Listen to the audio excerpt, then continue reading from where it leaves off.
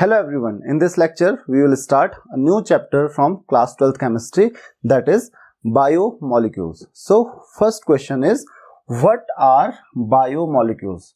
So biomolecules are basically the lifeless organic substances which form the basis of life and are responsible for growth and maintenance of a living organism. तो सबसे पहले biomolecules की हमको definition पता होनी चाहिए. Biomolecules क्या होते हैं? बायोमोलिक्यूल्स वो लाइफलेस ऑर्गेनिक सब्सटेंसेस होते हैं. बेसिकली उनमें तो कोई लाइफ नहीं होती है, बट वो क्या करते हैं, वो लाइफ का बेसिस फॉर्म करते हैं. मतलब उनके बिना लाइफ पॉसिबल नहीं है और वो रिस्पॉन्सिबल होते हैं किसी भी लिविंग ऑर्गेनिज्म की मेंटेनेंस और ग्रोथ के लिए. तो जो ग्रोथ होती है वो किसकी वजह से होती है? बायोमोलिक्यूल्स की वजह से. मेंटेनेंस जो लिविंग ऑर्गेनिजम्स की होती है किसकी वजह से होती है? बायोमोलिक्यूल्स की. तो कुल मिला के बायोमोलिक्यूल्स के बिना आप लाइफ को इमेजिन नहीं कर सकते हो. सो बायोमोलिक्यूल्स की डेफिनेशन आपको समझ में आ गई होगी. Now there is a branch of science which deals with the study of biomolecules. उसको हम कहते हैं बायोकेमिस्ट्री. तो बायोकेमिस्ट्री कंप्लीटली डिफरेंट ब्रांच हो जाती है जिसमें हम क्या पढ़ते हैं? बायोमोलिक्यूल्स की स्टडी करते हैं. So let's start with some classifications of biomolecules. तो बहुत टाइप के बायोमोलिक्यूल्स होते हैं, उनको हम एक एक करके पढ़ेंगे. सबसे पहले हमारे पास है carbohydrates, then we have proteins, vitamins etcetera. तो सबसे पहले हम बात करते हैं कार्बोहाइड्रेट्स की. नाउ आपने कार्बोहाइड्रेट्स के बारे में बचपन से सुना होगा कि कार्बोहाइड्रेट्स कुछ ऑर्गेनिक कंपाउंड्स होते हैं. कार्बोहाइड्रेट्स हम अपने फूड में इनटेक करते हैं. Now what are carbohydrates? What is the definition of carbohydrates? Now there used to be an old definition of carbohydrates according to which carbohydrates are the organic compounds having general formula CxH2O whole Y. तो एक पुरानी definition के according carbohydrates कुछ organic compounds होते हैं जो आपको obviously living organisms में मिलेंगे और उनकी जो जनरल फॉर्मूला होता है उनका that is CxH2O whole Y. एक एग्जांपल ले लेते हैं. For example glucose that is C6H12O6. तो आप इसको इस फॉर्मूले में रख सकते हैं दैट इज C6H2O whole 6. और सिमिलरली आपके पास और भी ऑर्गेनिक कंपाउंड्स हैं जैसे सुक्रोज है, सो दैट इज C12H22O11. तो आप इसको लिख सकते हो C12H2O whole 11. तो ये क्या है? कार्बोहाइड्रेट्स हैं. But this definition was not accurate because there are some compounds which are not carbohydrates, still they fit in this formula. कुछ compounds ऐसे भी हमारे पास जो कि carbohydrates नहीं है फिर भी वो इस फॉर्मूला में फिट होते हैं. For example CH3COOH. तो यहां पे आप देख सकते हैं, इसको आप इस तरीके से लिख सकते हो C2H2O whole twice.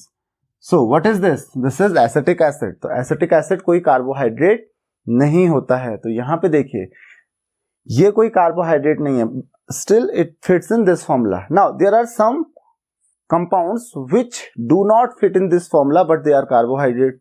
तो कुछ कंपाउंड्स ऐसे भी हमारे पास जो इस फॉर्मूला में फिट नहीं होते हैं लेकिन वो कार्बोहाइड्रेट्स हैं. For example we have C6H12O5. This is rhamnose. तो ये इस फॉर्मूले में आप इसको फिट कर ही नहीं सकते हो. इट मीन्स कि आपकी जो डेफिनेशन है कार्बोहाइड्रेट्स की वो सही नहीं है. Now this is the old definition of carbohydrates.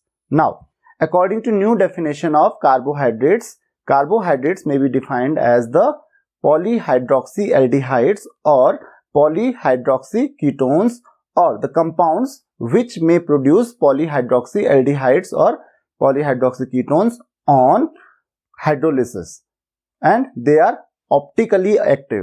तो ऐसे कंपाउंड्स को हम क्या कहते हैं?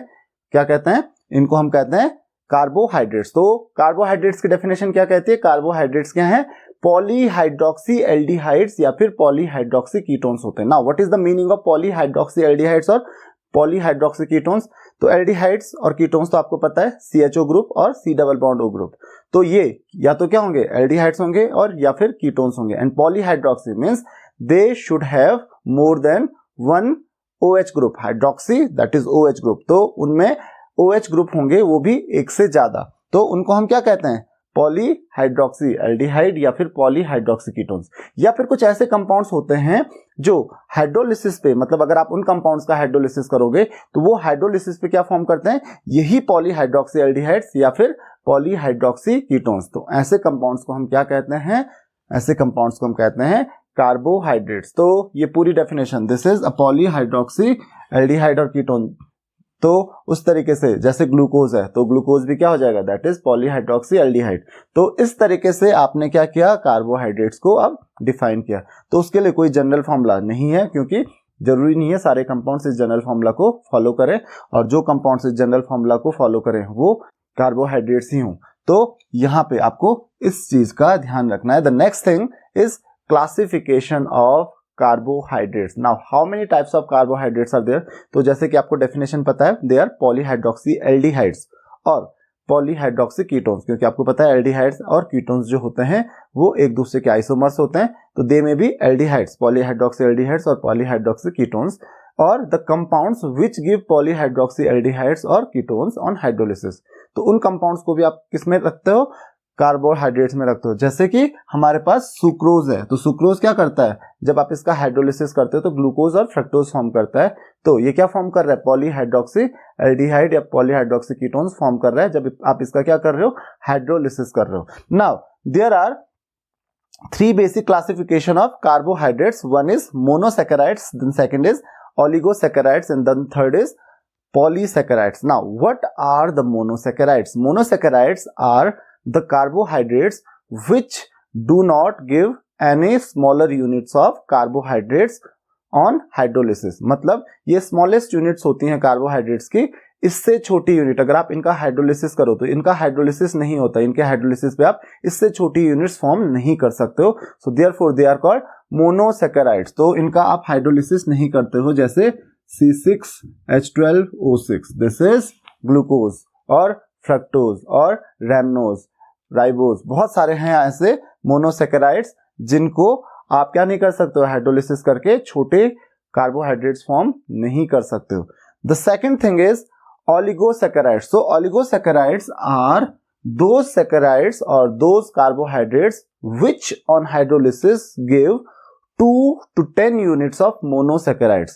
ऐसे कार्बोहाइड्रेट्स जिनका आप अगर हाइड्रोलिसिस करते हो तो अपने हाइड्रोलिसिस पे उनका आप अगर आप हाइड्रोलिसिस करोगे तो हाइड्रोलिसिस करके वो 2 से लेके 10 यूनिट्स तक क्या दे सकते हैं, मोनोसैकेराइड्स की फॉर्म करते हैं हाइड्रोलिसिस पे। क्योंकि आपको पता है कुछ जो कार्बोहाइड्रेट्स होते हैं उनका हाइड्रोलिसिस पे वो क्या करेंगे, छोटे यूनिट्स फॉर्म करेंगे कार्बोहाइड्रेट्स की। तो ऐसी जो कार्बोहाइड्रेट्स होते हैं जो 2 to 10 यूनिट्स मोनोसैकेराइड्स की फॉर्म करते हैं, कितना 2 to 10, इनको हम क्या कहते हैं, ओलिगोसैकेराइड्स। तो इनके एग्जांपल जैसे सुक्रोज और लैक्टोज और माल्टोज, ये सब किसके एग्जांपल हैं हो गए, ये हैं ओलिगोसैकेराइड्स के। तो आई थिंक कि आपको ये चीज समझ में आ गई होगी। The next is polysaccharides. तो पॉलीसैकेराइड्स क्या होते हैं, the carbohydrates which on hydrolysis give a large number of monosaccharides. तो ऐसे जो कार्बोहाइड्रेट्स होते हैं जिनका अगर आप हाइड्रोलिसिस करोगे तो उसका एक मॉलिक्यूल एक बहुत बड़ा नंबर देगा, किसका, मोनोसैकेराइड्स का। उसका जो हाइड्रोलिसिस अगर आप करोगे तो बहुत ज्यादा मॉलिक्यूल्स फॉर्म होते हैं मोनोसैकेराइड्स के, उसके एक ही मॉलिक्यूल से, तो उसको हम क्या कहते हैं, polysaccharides. For example we have starch और वी हैव सेल्यूलोज। तो ये कुछ एग्जांपल्स हो गए पॉलीसैकेराइड्स के। तो हमको मोनोसैकेराइड्स, ओलिगोसैकेराइड्स और पॉलीसैकेराइड्स के कुछ एग्जांपल्स पढ़ने भी हैं। So let's start with monosaccharides. तो मोनोसैकेराइड्स में हैव 3, 4, 5, 6 और 7 carbon. So on the basis of this, अगर मोनोसैकेराइड्स में 3 यूनिट्स ऑफ कार्बन होते हैं, अगर कार्बन एटम्स की 3 यूनिट्स होती हैं, देयर आर 3 कार्बन एटम्स, तो it is called triose, it is called triose. If it has 4 units it will be called tetrose. Then if there are 5 carbon atoms, pentose. For 6 carbon atom it is called hexose. For 7 carbon atoms it is called heptose. Now अब they can be aldehyde और ketone, aldehyde भी हो सकती हैं और ketones भी हो सकते हैं। Now if they are aldehydes तो they are called, उनको आगे हम क्या लगा देते हैं, एल्डो लगा देते हैं। जैसे एल्डोट्रायोज, तो हमारे पास इसका नाम क्या हो जाएगा, aldotriose, aldotetrose, aldopentose, aldohexose, aldoheptose. Similarly if there are ketones then their name will be ketotriose, ketotetrose, ketopentose, ketohexose, ketoheptose etcetera. तो इस तरीके से आप उनका क्या रखोगे, नाम देते हो. The next thing is the examples. तो हमको पढ़ने हैं दो बहुत ही important monosaccharides. One is glucose and other is fructose. अगर आपको ये मोनोसैकेराइड समझ में आ गए, glucose and fructose, you will easily understand oligosaccharides and polysaccharides. तो ओलिगोसैकेराइड्स में भी हमको कुछ एग्जांपल पढ़ने हैं और पॉलीसैकेराइड्स में भी हमको कुछ एग्जांपल पढ़ने हैं. नाउ ओलिगोसैकेराइड्स को भी आप फर्दर क्लासिफाई कर सकते हो, डाइसैकेराइड्स, ट्राइसैकेराइड्स, टेट्रासैकेराइड्स एटसेट्रा. तो वो किस बेसिस पे होगा कि एक मॉलिक्यूल कितने मॉलिक्यूल्स फॉर्म करता है मोनोसैकेराइड्स के ऑन हाइड्रोलिसिस. तो खैर ओलिगोसैकेराइड्स में हम केवल डाइसैकेराइड्स के बारे में पढ़ेंगे और यहाँ पर मोनोसैकेराइड्स में हम दो बहुत इंपॉर्टेंट कंपाउंड्स पढ़ेंगे. One is glucose and other is fructose. और पॉलीसैकेराइड्स में भी we will study two important compounds, starch and cellulose. So let's start with glucose. So we will start it with source of glucose. What is the source of glucose? Glucose can be found in sweet fruits like ripe grapes and in honey. Glucose can also be found in honey. तो ये basic source होते हैं, जो sweet fruits होते हैं या honey होता है, they are the source of glucose. यहाँ पे आपको इनमें आपको ग्लूकोज मिल जाएगा. The next is preparation. How can you prepare the glucose? तो glucose can be prepared with sucrose. Sucrose से आप ग्लूकोज को प्रिपेयर कर सकते हो और फ्रॉम स्टार्च, स्टार्च से भी आप ग्लूकोज को प्रिपेयर कर सकते हो. नाउ सुक्रोज या फिर केन शुगर से आप उसको प्रिपेयर कर सकते हो. तो कैसे? Cane sugar is boiled with dilute HCl or dilute H2SO4 and we will get glucose and fructose. तो cane sugar, what is the formula of cane sugar or sucrose? That is C12H22O11. This is sucrose. Now on boiling sucrose with water, you will get the hydrolyzed or you will have the hydrolysis of sucrose. Sucrose का जब hydrolysis होगा, it will give you glucose and fructose. एक molecule glucose का और एक molecule किसका form करेगा, fructose का. Similarly we can also prepare the glucose from starch. So this is the formula of starch, that is C6H10O5 whole n. बहुत सारे molecules होंगे. Now there are n monosaccharides, ये फॉर्म करेगा. तो यहाँ पे आप देख सकते हो डाइल्यूट H2SO4 के साथ इसको आप बॉइल करते हो at 2 to 3 atm atmospheric pressure and it will give you the n units of glucose. यहाँ पे आपको केवल ग्लूकोज मिलेगा. तो I hope it is clear to you. The next is structure of glucose. So what is the structure of glucose? तो glucose का structure कुछ इस तरीके से होता है, that is CHO, then CHOH, CHOH, CHOH, then CHOH and CH2OH. तो ये ग्लूकोज का स्ट्रक्चर होता है. So this can be written as CHOH whole 4 and CH2OH. इस तरीके से भी आप इसको लिख सकते हो. So how did we find this structure? हमको इस स्ट्रक्चर के बारे में कैसे पता चला?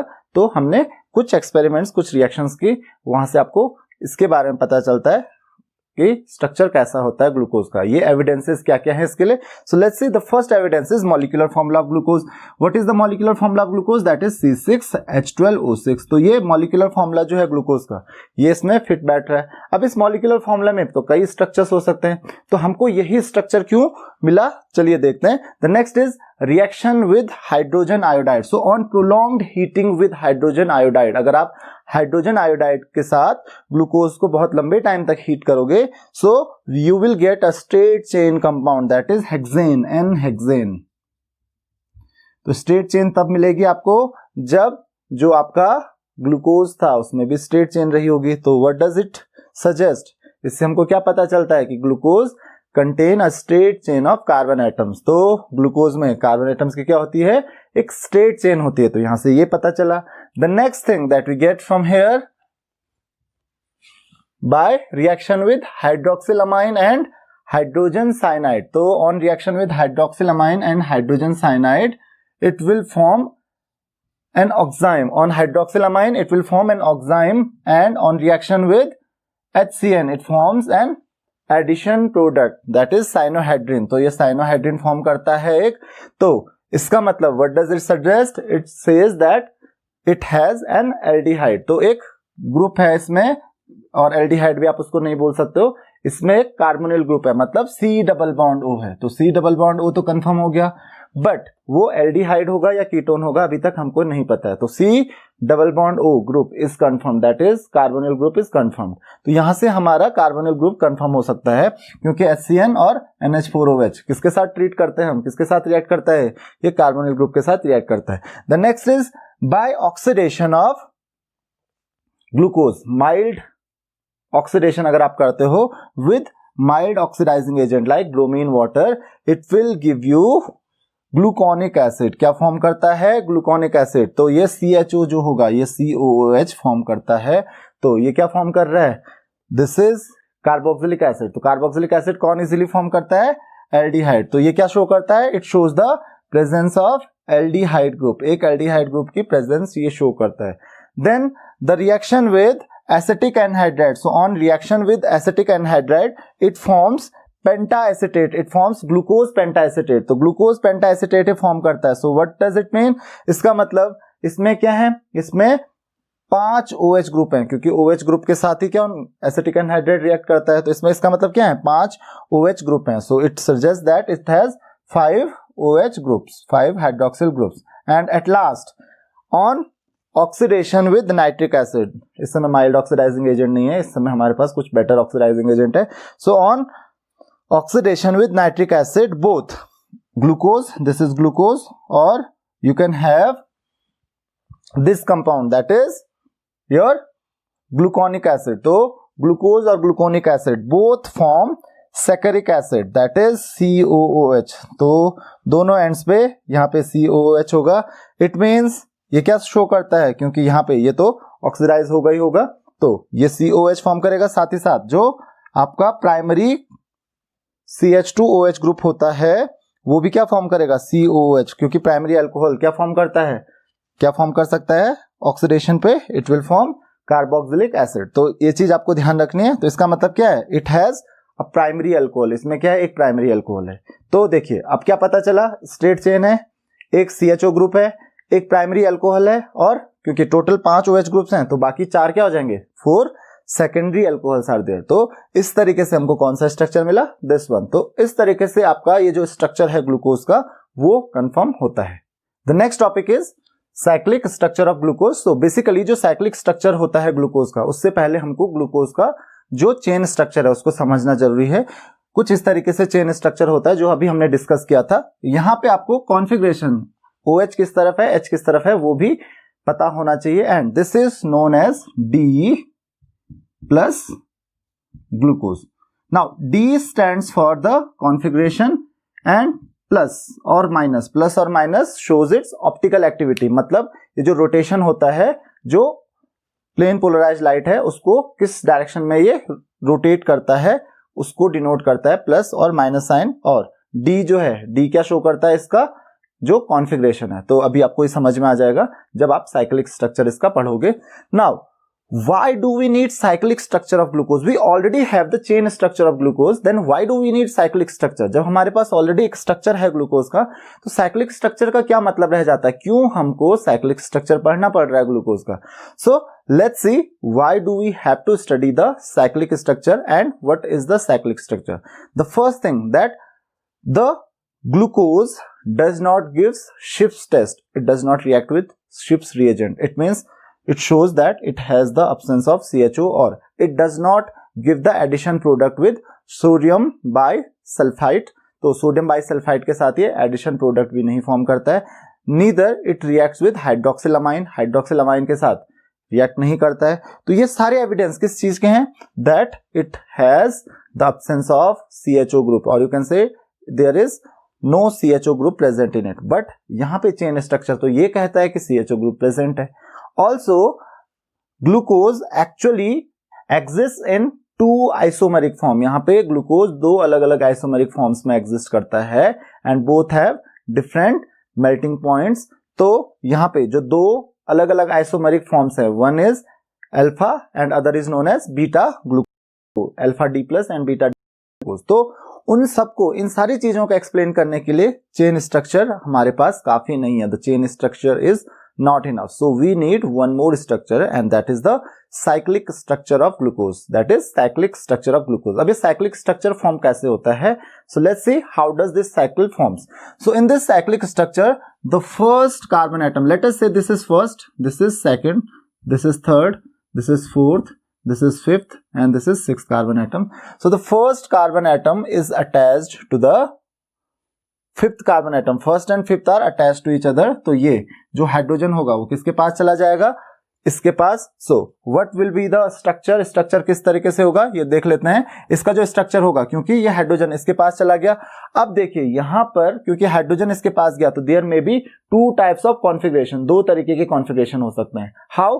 One is like this, C H, then we have O H here, then C, everything else will remain as it is, C, then C, we have H, OH, OH, H, then C, H, and this is attached with O, तो ये O के through attach हो रखा है इससे, and then we have CH2OH। और या फिर क्या हो सकता है, और this may be like this, ये जो OH है वो इस तरफ हो, so this will be like this, C, H, OH, C, other things will remain as it is, H, C, H, OH, then C, OH, H, then C, OH, H, and यहाँ पे OH तो होगा नहीं, 1 2 3 4 5, तो ये fifth से attached होगा, तो यहाँ पे ऑक्सीजन डायरेक्ट किससे अटैच होगा? इससे। तो then it will B CH2OH। तो यहाँ पे आपको दो अलग अलग कॉन्फ़िगरेशन दिखाई दे रहे हैं। This in this configuration H यहाँ पे देखिए, OH यहाँ पे है और H यहाँ पे है, इसमें साइड चेंज हो गई, H यहाँ पे हो गया और OH यहाँ पर हो जाएगा। तो यहाँ पे आप देख सकते हो, देखिए ये दो अलग अलग आपके पास कॉन्फ़िगरेशन हो गए। तो यही जो D है, D स्टैंड्स फॉर कॉन्फ़िगरेशन। यहाँ देखिए, अब देखिए ये फर्स्ट कार्बन एटम पे केवल पोजीशन चेंज हुई है H और OH की, दोनों के ओरिएंटेशन क्या हो गए? चेंज हो गए। सो दिस इज कॉल्ड, यहाँ पे इसको हम कहते हैं, इसमें H इस तरफ है, so this is called alpha D plus glucose, this is alpha D plus glucose, and this is called beta D plus glucose, this is called beta D plus glucose. Now this structure is similar to that of pyran. Pyran का जो structure होता है it is like this, कुछ इस तरीके से होता है।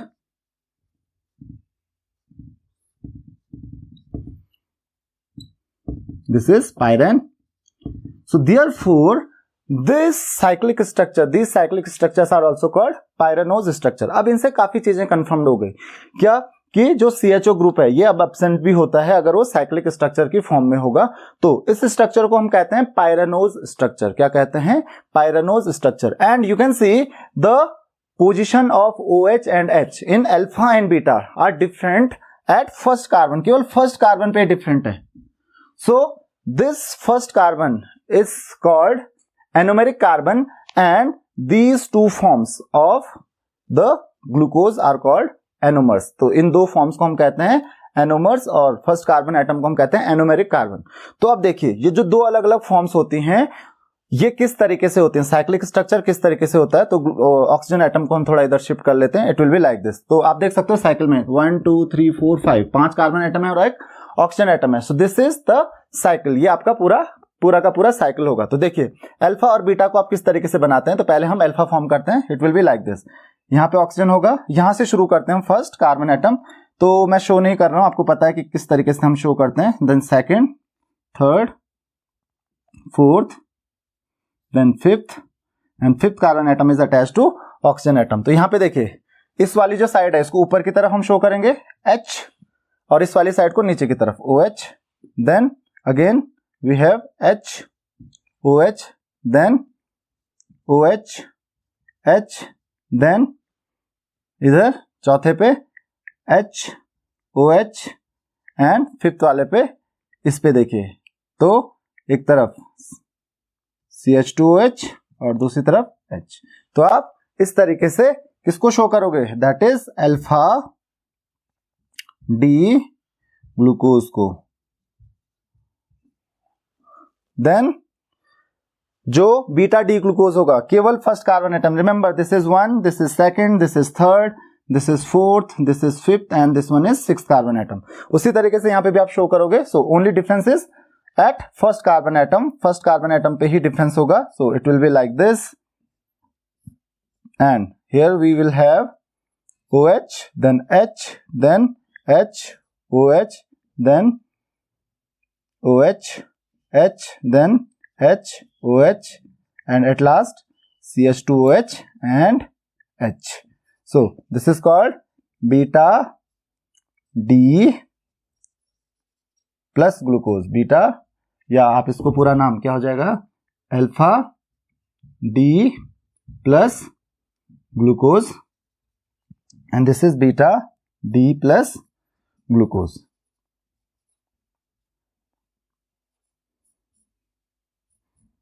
और इसको आप अल्फा डी ग्लूकोपाइरेनोज भी कह सकते हो, और this is also known as beta D glucopyranose. तो क्योंकि पाइरेनोज स्ट्रक्चर है तो these structures are called pyranose structure. So this is alpha D glucopyranose, beta D glucopyranose. So I hope the structure of glucose is clear to you. Now let's move to fructose. अब हम fructose discuss करते हैं. So similar to that of glucose, the formula of fructose is C6H12O6. Formula same है. So what is the difference? ये क्या है? This is कीटोज, ये कीटोज है, और वो क्या था, वो एल्डोज था. तो ये मेन डिफरेंस है. यहां पे देखिए ये कीटोन है C डबल बॉन्ड O, और उसमें कौन सा ग्रुप था, CHO. So this is the main difference. And C double bond O is at second carbon. Second carbon atom जो है वो double bond O, C double bond O form करता है. तो जो कार्बोनिल ग्रुप है यहाँ पे सेकंड कार्बन एटम में, और वहां पे किस पे होता था, फर्स्ट कार्बन एटम पे होता था. आप चाहे वो एल्डिहाइड्स हैं या कीटोन्स हैं, चाहे आप ग्लूकोज को या फ्रक्टोज को आप इस तरीके से शो कर सकते हो. और जरूरी नहीं है कि आप जो कार्बन है उनको शो करो, आप इस तरीके से भी इसे शो कर सकते हो. कैसे, लाइक CH2OH, देन केवल लाइनिंग से. तो यहाँ पे आप क्या कंसिडर करोगे, यहाँ पे क्या है, कार्बन एटम है. तो 1 2 3 ये 3 कार्बन एटम्स आपको शो करने की जरूरत नहीं है. देन CH2OH, देन बाकी जो चीजें हैं ये शो कर लीजिए आप. OH, H, then OH, H, H and OH. तो ये जो स्ट्रक्चर है obviously it will be different 1 2 3. और यहाँ पे पहले एक C डबल बॉन्ड O होगा और then CH2OH. So this is the structure. आप इस स्ट्रक्चर को इस तरीके से भी शो कर सकते हो. तो आपको इसमें कंफ्यूज होने की जरूरत नहीं है. एंड यहाँ पे इसका नाम क्या है, D माइनस फ्रक्टोज. माइनस और प्लस मैंने आपको बताया था ऑप्टिकल एक्टिविटी की वजह से, वो डेक्स्ट्रोरोटेटरी या लिवोरोटेटरी पे डिपेंड करता है कि कोई भी सब्सटेंस का जो ऑप्टिकल एक्टिविटी है, जो लाइट को, प्लेन पोलराइज लाइट को वो रोटेट करता है, वो पॉजिटिव या नेगेटिव एंगल क्या उसका ऑप्टिकल रोटेशन होगा. तो अगर उसका ऑप्टिकल रोटेशन पॉजिटिव है तो उसके लिए प्लस आएगा, और अगर ऑप्टिकल रोटेशन नेगेटिव है तो उसके लिए माइनस आएगा. तो इसमें आपको कंफ्यूज होने की जरूरत नहीं है. नाउ अब हम क्या बात करेंगे इसके भी साइक्लिक स्ट्रक्चर की, कि इसका साइक्लिक स्ट्रक्चर कैसा होता है. जैसे कि ग्लूकोज का साइक्लिक स्ट्रक्चर होता है, वैसे ही इसका भी साइक्लिक स्ट्रक्चर होगा. नाउ अब आप देख सकते हो यहाँ पे जो फ्रक्टोज होता है उसका साइक्लिक स्ट्रक्चर किस पे होगा. देखिए सेकंड कार्बन एटम जो होगा, क्योंकि फर्स्ट कार्बन एटम तो बाहर है आपका, तो अब ये सेकंड कार्बन एटम आएगा यहाँ पे. तो ये जो सेकंड कार्बन एटम होगा वो अटैच्ड होगा फिफ्थ से. आप देख सकते हो यहाँ पे ये फर्स्ट कार्बन एटम यहाँ पे है, तो ये फर्स्ट यहाँ पे आ गया, then second, third, fourth and fifth, और ये फिर सिक्स्थ आ गया यहाँ पे.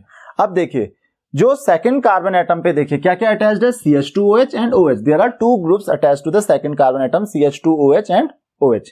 अब इनके ओरिएंटेशन पे डिपेंड करता है कि वो अल्फा या बीटा. जैसे ग्लूकोज में अल्फा बीटा होते हैं, इसके भी दो स्ट्रक्चर होंगे, अल्फा एंड बीटा. तो अगर इस तरीके से स्ट्रक्चर है तो ये अल्फा हो गया, और CH2OH अगर आप इस तरफ लेके आ गए, सो दिस इज द बीटा. तो ये क्या हो गया आपका, ये जो स्ट्रक्चर होता है it is similar to that of furan. तो this structure of fructose is also called fructofuranose. Furanose structure भी हम इसको कहते हैं, तो इसको हम फ्रक्टोफुरानोज भी पढ़ते हैं. तो यहां पे इसका नाम क्या रखते हैं हम, alpha D fructofuranose, and this is beta D fructofuranose. तो आई होप कि ये चीज आपको क्लियर हो गई होगी. अब यहाँ पे होता क्या है, देखिए आप क्लियरली आपको समझ में आ रहा होगा कि ये जो हाइड्रोजन एटम है फिफ्थ कार्बन एटम का, ये O के पास चला जाएगा तो ये OH फॉर्म कर लेगा, और ऑक्सीजन किसके साथ अटैच हो जाएगा, कार्बन के साथ, जो कि हो ही रहा है। तो आई होप कि it is clear to you. तो अल्फा डी और बीटा डी माइनस फ्रक्टोफुरानोज कैसे बनते हैं आपको समझ में आ गया होगा। और ये फुरान का स्ट्रक्चर है। तो अगर मैं साइक्लिक स्ट्रक्चर की बात करूं तो देखिए इसी तरीके से होता है। ये आपका फर्स्ट कार्बन एटम था, यहाँ पे सेकंड कार्बन एटम। तो फर्स्ट कार्बन एटम पे मैंने बोला था जो इस तरफ होंगे उसको आप ऊपर की तरफ शो करोगे, CH2OH, देन यहाँ पे OH है, देन थर्ड कार्बन एटम पे H ऊपर, OH नीचे, then OH, then fifth, this is third, fourth, fifth and six carbon atom. तो इस तरीके से आप इनको शो करोगे। तो यहाँ पे 5 मेंबर्ड रिंग होगा, जबकि जो ग्लूकोज होता है उसमें 6 मेंबर्ड रिंग होता है, 5 carbon atoms and 1 oxygen atom. और यहाँ पे there are 4 carbon atoms, 2 carbon atom क्या है, फर्स्ट और sixth, first and last carbon atom क्या है, वो रिंग से बाहर है। और बाकी के 4 कार्बन एटम, एक ऑक्सीजन एटम जो है हमारे पास वो रिंग में है। तो इसका नाम क्या है, alpha D minus fructofuranose and this is beta D minus fructofuranose। तो ये स्ट्रक्चर आपको पता होना बहुत जरूरी है। जब हम डाइसैकेराइड्स और पॉलीसैकेराइड्स पढ़ेंगे तो वहां पे ये स्ट्रक्चर बहुत यूजफुल होंगे। Next is disaccharides. तो डाइसैकेराइड्स में हम पढ़ेंगे sucrose, then maltose and then lactose। So we will have to study 3 compounds in disaccharides। So before studying disaccharides, we have to understand what is a glycosidic linkage। So glycosidic linkage is a linkage between 2 monosaccharides to form disaccharides। So 2 monosaccharides are attached to each other with an oxygen linkage, with an oxygen atom by loss of water molecule, and this linkage between 2 monosaccharides is known as glycosidic linkage। तो ध्यान रखिए, क्योंकि आपको पता है disaccharides क्या होते हैं। डाइसैकेराइड्स वो सब्सटेंसेस होते हैं जो वो कार्बोहाइड्रेट्स होते हैं जो वाटर के साथ कंबाइन होने पे, मतलब हाइड्रोलिसिस पे क्या फॉर्म करते हैं, 2 मोनोसैकेराइड्स फॉर्म करते हैं। वो 2 मोनोसैकेराइड सिमिलर भी हो सकते हैं और डिफरेंट भी हो सकते हैं, डिपेंड करता है कि डाइसैकेराइड है कौन सा। अब देखिए जब आप इसका हाइड्रोलिसिस करते हैं तो ये 2 मोनोसैकेराइड्स फॉर्म करता है। तो अगर आप रिवर्स प्रोसेस देखें तो इसका मतलब क्या हुआ, by loss of water molecule 2 monosaccharides क्या होंगे, कंबाइन होंगे एक दूसरे के साथ, और दोनों एक दूसरे के साथ कंबाइन होंगे तो किस लिंक से कंबाइन होते हैं उसको हम कहते हैं ग्लाइकोसिडिक लिंकेज। तो जनरली इनके बीच में एक ऑक्सीजन लिंकेज होता है। तो अब हम सुक्रोज की हेल्प से इसको समझ सकते हैं। सुक्रोज में जब हम देखते हैं कि सुक्रोज को आप क्या करते हो, इसका हाइड्रोलिसिस करते हो, it will give an alpha D plus glucose. ध्यान रखिए अल्फा है ये, and beta D minus fructose. Fructose क्या है, बीटा है, ग्लूकोज क्या है, अल्फा है। चीज ध्यान रखनी है। नाउ अब देखिए मैंने क्या कहा, ग्लाइकोसिडिक लिंकेज क्या होता है, 2 मॉलिक्यूल्स, ये क्या है अल्फा डी प्लस ग्लूकोज, इसका एग्जांपल दे देते हैं यहाँ पे, and this is beta D minus fructose. जब आप इन दोनों को कंबाइन करोगे तो यहाँ पे क्या होता है, loss of water molecule. Now how the water molecule will be lost, like this, एक हाइड्रोजन एटम एंड एक हाइड्रोजन एटम इसका और एक OH ग्रुप इसका, तो किसी से भी हो सकता है। तो इसका मतलब H2O यहां से लूज हो जाएगा और ये ऑक्सीजन की वजह से ये ऑक्सीजन दोनों के बीच में शेयर हो जाएगा, like this. So this linkage is known as, इसी को हम क्या कहते हैं, इसी को हम कहते हैं ग्लाइकोसिडिक लिंकेज। इसी को हम ग्लाइकोसिडिक लिंकेज कहते हैं। ओके तो आई होप कि आपको ग्लाइकोसिडिक लिंकेज समझ में आ गया होगा और ये किस तरीके से फॉर्म होता है। तो जब भी डाइसैकेराइड्स या पॉलीसैकेराइड्स अटैच्ड होते हैं, मतलब जिसमें मोनोसैकेराइड्स यूनिट एक दूसरे से अटैच्ड होती हैं, so they are linked together with glycosidic linkage. ध्यान रखिए जो लिंकेज होता है इन दोनों के बीच में वो कौन सा होता है, ग्लाइकोसिडिक लिंकेज। अगर यहाँ पे ट्राइसैकेराइड्स या टेट्रा या पॉलीसैकेराइड्स होता तो बहुत सारी मोनोमर यूनिट्स होती, बहुत सारे जो यूनिट्स होती वो एक दूसरे से अटैच्ड होती, कौन से लिंकेज से, oxygen linkage, that is called glycosidic linkage. तो ध्यान रखिए ग्लाइकोसिडिक लिंकेज क्या होता है, it may be asked in examination. Now if you talk about sucrose, so sucrose is basically dextrorotatory. तो डेक्स्ट्रोरोटेटरी होता है sucrose, this is dextrorotatory, right. Now अगर आप इसका हाइड्रोलिसिस करते हो, so on hydrolysis sucrose gives us alpha D plus glucose. मैंने आपको बताया था प्लस और माइनस यहाँ पे क्या शो करते हैं, इसका ऑप्टिकल एक्टिविटी शो करते हैं। मतलब ये क्या है, प्लस है तो इसका जो ऑप्टिकल रोटेशन होगा पॉजिटिव होगा, डेक्स्ट्रो है ये तो इसका ऑप्टिकल रोटेशन पॉजिटिव है, तो ये भी क्या होगा dextro rotatory, and then fructose is laevorotatory. अगर मैं ग्लूकोज की बात करूं, so its angle is 52.5 degree, तो पॉजिटिव है 52.5 डिग्री, और इसका जो रोटेटिंग एंगल है दैट इज -92.4 डिग्री। तो यहां पे आप देख सकते हैं कि यहां पे पॉजिटिव ज्यादा है और नेगेटिव, पॉजिटिव कम है और नेगेटिव ज्यादा है। इसका मतलब जो ये डेक्स्ट्रोरोटेटरी था, जब ओवरऑल ये कन्वर्ट होगा ग्लूकोज और फ्रक्टोज में, तो ओवरऑल जो सॉल्यूशन बनेगा उसका जो ऑप्टिकल रोटेशन होगा that will be negative. It means it will be a laevorotatory solution. तो अब देखिए, जो सुक्रोज था, सुक्रोज वाज डेक्स्ट्रोरोटेटरी, और जब आपने इसका हाइड्रोलिसिस किया तो हाइड्रोलिसिस में जो इसने प्रोडक्ट्स फॉर्म किए उसका जो सॉल्यूशन है it becomes a laevorotatory solution. So this process is called inversion. इस प्रोसेस को हम क्या कहते हैं? इन्वर्जन। मतलब ये डेक्स्ट्रोरोटेटरी से लीवोरोटेटरी बन गया। सो this is called inversion of sugar. तो आई होप कि आपको ये चीज क्लियर हो गई होगी कि ये इन्वर्जन प्रोसेस है क्या। जो शुगर होता है, सुक्रोज होता है, वो एक्चुअल में डेक्स्ट्रोरोटेटरी होता है, लेकिन जो इसके मोनोसैकेराइड्स होते हैं यानी कि ग्लूकोज और फ्रुक्टोज, जब आप इसका हाइड्रोलिसिस करते हैं तो उनका जो सॉल्यूशन होता है वो क्या होता है? लीवोरोटेटरी। तो ओवरऑल सॉल्यूशन क्योंकि लीवोरोटेटरी होता है तो डेक्स्ट्रो से लीवो में कन्वर्ट हो जाता है। This process is called inversion of sugar. So I hope sucrose is clear to you. The next is maltose and lactose. So let's see what are the structures of maltose and lactose. The next is maltose. तो यहां पे आपको दो चीजों का ध्यान रखना है। The first thing that is the monosaccharides. जो मोनोसैकेराइड्स हैं वो कौन कौन से हैं किसी भी डाइसैकेराइड के? तो दो मोनोसैकेराइड्स कौन कौन से हैं? And the second is glycosidic linkage. Glycosidic linkage कौन कौन से कार्बन एटम के बीच में हो रहा है? तो वहां पे हमारे पास ग्लूकोज और फ्रक्टोज थे, ग्लूकोज और फ्रक्टोज थे, तो अल्फा ग्लूकोज और बीटा फ्रक्टोज थे। तो ग्लूकोज का जो फर्स्ट कार्बन एटम होता है और इसका जो सेकंड कार्बन एटम है, इन दोनों के बीच में वहां पे ग्लाइकोसिडिक लिंकेज होता है। यहां पे क्या हो रहा है? ये हमारे पास माल्टोज के पहले मोनोसैकेराइड्स कौन कौन से हैं? दोनों मोनोसैकेराइड सेम है, that is alpha D glucose, alpha D plus glucose. तो दोनों मोनोसैकेराइड्स मतलब माल्टोज का एक मॉलिक्यूल दो अल्फा डी ग्लूकोज के मॉलिक्यूल्स फॉर्म करेगा ऑन हाइड्रोलिसिस। तो one molecule of maltose will give two molecules of alpha D glucose on hydrolysis. अब अगर हम इनके बीच का ग्लाइकोसिडिक लिंकेज देखें, so the glycosidic linkage is between the first carbon atom of one alpha D glucose and the fourth carbon atom 1 2 3 4। आपको पता है counting कहां से शुरू होती है? So fourth carbon atom of second. तो ये कैसे होता है? Again loss of water molecule, तो OH एंड H गॉन, तो केवल क्या बच जाएगा बीच में?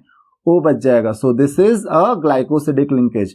और यहां पे क्योंकि दोनों क्या है? अल्फा है, so this glycosidic linkage may be called alpha glycosidic linkage.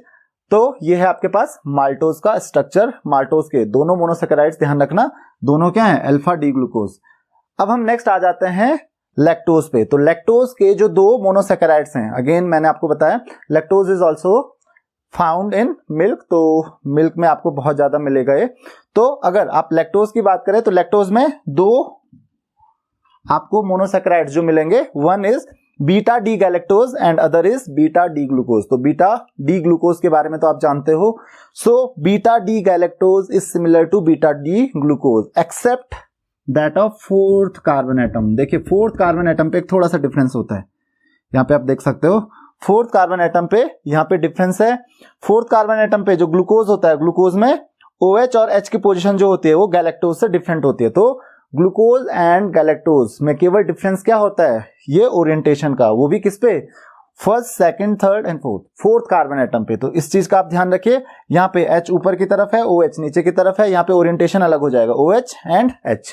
तो ये गैलेक्टोज और ग्लूकोज में बहुत छोटा सा डिफरेंस है। और अल्फा बीटा का तो आप जानते ही है, अल्फा में क्या होता है?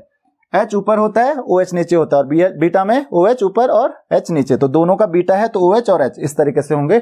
So how the glycosidic linkage is form? The glycosidic linkage is between the first carbon atom of beta D galactose and the fourth carbon atom of beta D glucose. तो इसके और इसके बीच में, तो ये OH OH इनमें से H चला जाएगा, तो यहां से एक तरफ से OH जाएगा और दूसरी तरफ से H जाएगा। तो किस तरीके से glycosidic linkage water molecule lose करेगा? तो ये इस तरीके से ग्लाइकोसिडिक लिंकेज फॉर्म होता है एंड दिस इज बीटा। तो आई होप कि ये आपको क्लियर हो गया होगा कि लैक्टोज में जो ग्लाइकोसिडिक लिंकेज होता है बीटा डी गैलेक्टोज और बीटा डी ग्लूकोज के बीच में वो किस तरीके से फॉर्म होता है. First carbon atom of beta D galactose and fourth carbon atom of beta D glucose. Similarly in maltose first carbon atom of 1 alpha D glucose and fourth carbon atom of other alpha D glucose. And in sucrose, first carbon atom of alpha D glucose and second carbon atom of beta D fructose. So I hope it is clear to you. So these are our disaccharides. So the next is polysaccharides, and we have to study starch and cellulose in polysaccharides. So let's see what are starch and cellulose and how they are formed, what is their structure. So basically starch आपको पता है starch are found in plants. This is stored in plant.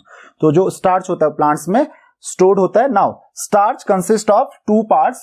One is called amylose and second is called amylopectin. Amylose and amylopectin. तो 15 to 20% of amylose and around 80 to 85% amylopectin is there in starch. तो जो starch होगा उसमें 15 to 20% amylose होता है and 80 to 85% जो होता है amylopectin. Now what is this amylose? तो amylose और amylopectin, सबसे पहले अगर मोनोमर की बात करें, अगर हम इसके मोनोसैकेराइड की बात करें, so monosaccharide of starch is alpha D glucose. क्या होता है? Alpha D glucose. तो स्टार्च जो फॉर्म होता है it is formed by alpha D glucose. And अगर मैं अमाइलोज की बात करूं, क्योंकि स्टार्च के दो पार्ट्स होते हैं, one is amylose and other is amylopectin. So amylose consists of a glycosidic linkage between first carbon atom of one monosaccharide and the fourth carbon atom of other. तो इस तरीके से एक बहुत लंबी चेन बनती है. तो आप देख सकते हो यहाँ पे ग्लाइकोसिडिक लिंकेज, इसके फर्स्ट कार्बन के इसके फोर्थ के बीच में, देन इसके फर्स्ट इसके फोर्थ, देन इसके फर्स्ट और नेक्स्ट वाले के fourth, and it will continue like this. तो ये क्या है? आपके पास अमाइलोज हो गया. नाउ द सेकंड पार्ट आप देख सकते हो, amylose is a straight chain. तो यहाँ पे एक स्ट्रेट चेन होती है. The only difference in amylose and amylopectin is amylose form a straight chain while the amylopectin forms a branched chain. And how the branches of amylopectin are formed? The branches are formed by the glycosidic linkage between the first carbon atom of one and sixth carbon atom of other. तो यहाँ पे आप देख सकते हो ये एक chain जाती होगी, और इसका जो फर्स्ट कार्बन एटम है किसी दूसरी चेन के, ये एक स्ट्रेट चेन जा रही थी जैसे अमाइलोज की चेन होती है. यहाँ पे जो सिक्स्थ कार्बन एटम होगा इसका, ये क्या फॉर्म करेगा? It will form a glycosidic linkage. और इसकी वजह से देखिए ये एक अलग चेन हो गई, ये एक ब्रांच हो गई, तो यहाँ पे एक अलग ब्रांच निकल गई. तो देयरफॉर अमाइलोपेक्टिन क्या होगा? अमाइलोपेक्टिन क्या होगा? ब्रांच्ड होगा. While the amylose is straight chain compound. तो ये इसमें एक स्ट्रेट चेन फॉर्म होगी, इसमें ब्रांचेस फॉर्म होगी. तो आई होप कि आपको ये चीज समझ में आ गई होगी कि स्टार्च किस चीज से बना होता है और स्टार्च कहां पे होता है. जो प्लांट्स होते हैं उनमें स्टोर होता है starch. Now similarly the next is cellulose. So cellulose, the structure of cellulose is simple. The monosaccharide of cellulose is beta D glucose. कौन सा होता है? Beta D glucose. तो इतना डिफरेंस होता है स्टार्च और सेल्यूलोज के बीच में. तो आप देख सकते हो there will be glycosidic linkage, और you can say it is beta glycosidic linkage between the first carbon atom of one beta glucose and the fourth carbon atom of other. यहाँ पे भी फर्स्ट और फोर्थ के बीच में होगा. तो glycosidic linkage कुछ इस तरीके से फॉर्म होगा, आप देख सकते हैं यहाँ पे. तो this is the structure of cellulose, और ये कंटिन्यू होता रहेगा. तो I hope it is clear to you कि किस तरीके से स्ट्रक्चर फॉर्म होते हैं स्टार्च और सेल्यूलोज का. अगर आपको कोई भी कंफ्यूजन है आप एक बार फिर से देख लीजिए. So these are the structures of polysaccharides. तो ये दो पॉलीसैकेराइड्स हमारे लिए बहुत इंपॉर्टेंट हैं. Now what is the importance of carbohydrates? तो इन कार्बोहाइड्रेट्स की इंपॉर्टेंस क्या होती है? The first, they are very useful for plants and animals. दोनों में इनका बहुत ज्यादा इंपॉर्टेंस होता है. तो they are the source of energy. ये हमारे लिए एनर्जी के सोर्स की तरह काम करते हैं. So in plants you know that starch, the energy जो कार्बोहाइड्रेट्स होते हैं they are stored in the form of starch, while in animals they are stored in the form of glycogen. तो जो स्टोरेज फूड होता है, food store होता है किसकी फॉर्म में? कार्बोहाइड्रेट्स की फॉर्म में. Then if you talk about the plants, the cell wall of the plants is made of cellulose. तो प्लांट्स की जो सेल वॉल होती है वो सेल्यूलोज से बनती है. Apart from this there are industrial uses of carbohydrates. जो आपके टेक्सटाइल इंडस्ट्री और you can say paper industry, तो पेपर, टेक्सटाइल्स, इन सब में क्या काम आता है, दैट इज अगेन कार्बोहाइड्रेट्स। तो आई होप कि आपको ये चीजें क्लियर हो गई होंगी कि क्या क्या यूजेस कार्बोहाइड्रेट्स के हैं, क्या इंपॉर्टेंस कार्बोहाइड्रेट्स की है। So carbohydrates is one of most important biomolecules. So this is all in this lecture. If you have any queries, you can ask your questions in comments. Thank you very much.